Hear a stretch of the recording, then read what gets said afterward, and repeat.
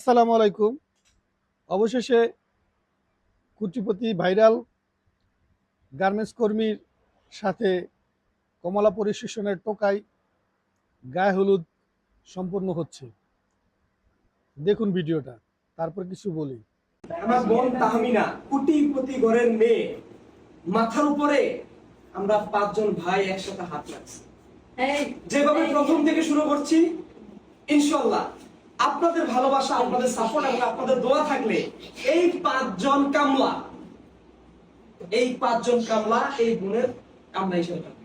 এটা আজকে মাথার উপর হাত দিয়ে কথা বলে যাচ্ছে ইনশাআল্লাহ। শুধুমাত্র তাদেরকে বিয়ে দিয়ে চলে যাব, ইয়াসিনের কোনো কিছু করব না ইনশাআল্লাহ। এটা মাথায় রেখে আমার বোনটা যেন সুখে থাকে। আমার বোন যেহেতু মানবতার দিক থেকে এরকম একটা ছেলেকে রাস্তা থেকে তুলে এনে তার পাশে জায়গা দিয়েছে, আমরা ভাই হিসেবে সেই সংসার আলোকিত করার জন্য যা করতে হয় আমরা সব করব। করবেন কিনা? ইনশাআল্লাহ। এই যে দেখতে পাচ্ছেন 5 ভাইয়ের হাত তার মাথার উপরে। ইনশাআল্লাহ। এই 5 ভাইয়ের হাত না, এটা হলো যে তার মাথার উপরে ছায়া। ছায়া ছায়া এক কথায় বলতে এই ছায়া সব সময় তার পাশে থাকবে, তার উপরে সব সময় ছায়ার মতোই থাকবে। আপনারা তো ভিডিওটা দেখলেন। আমি মনে করি এই যে সাপ্রি মার্কা যে কন্টেন্ট ক্রিয়েটরগুলো দেখতেছেন, এরা এক প্রকার জোর জবরদস্তি করে দুইজনকে এই বিয়ের পিড়িতে বসাইছে।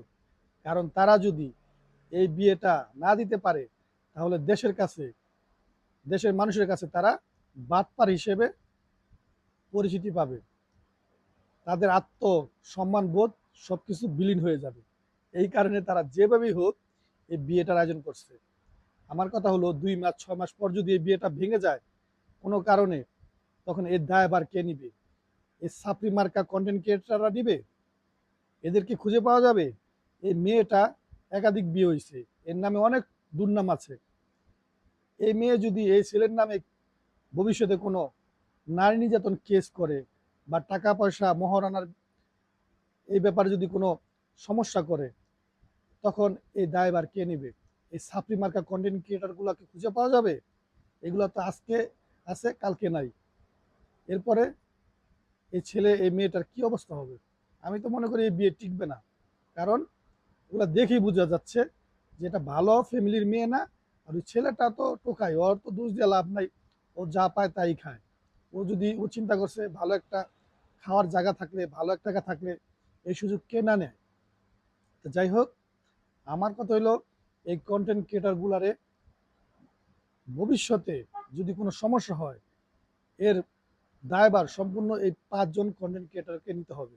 করছে, প্রশাসনের দৃষ্টি আকর্ষণ করছি, ভবিষ্যতে যদি কোনো সমস্যা হয় এই ফ্যামিলি নিয়ে, তাহলে এদেরকে আইনের আওতায় এনে কঠোর শাস্তির ব্যবস্থা করতে হবে।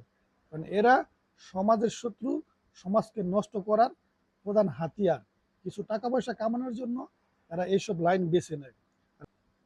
কারণ বাংলাদেশের মানুষের আবেগ বেশি, আর এই আবেগটাকে কাজে লাগিয়ে তারা এই কাজগুলা করে এবং ধান্দা বিক্রি করে। পেজটা ফলো দিয়ে রাখবেন নেক্সট আরো সুন্দর সুন্দর ভিডিও পেতে। আল্লাহ হাফেজ।